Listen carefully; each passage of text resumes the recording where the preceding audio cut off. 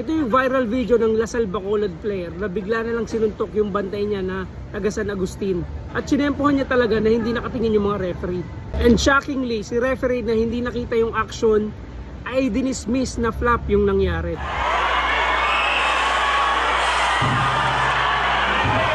At dahil dyan, inulan ng batikos yung player ng University of St. Lasal. Yung game na to ay nangyari sa Season 44 ng Negros Occidental Private School Sports Cultural Association. Game 1 ito ng finals between Colegio de San Agustin Bacolod and University of St. Lasal Stingers. Dahil nahuli sa camera si player jersey number 13 ng USLS, dali-daling nag-viral ang video na ito. At syempre, nagtatanong yung mga netizen kung bakit niya ginawa ito. Bilang isa ako sa nag-post ng viral video na yan, hinanap ko kung meron nga ba talagang prior incident na nangyari.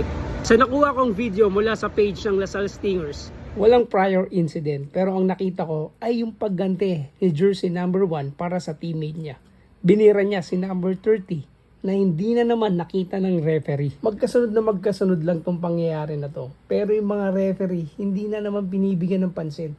Diba dapat they are on top of the situation, lalo't may nangyari na prior.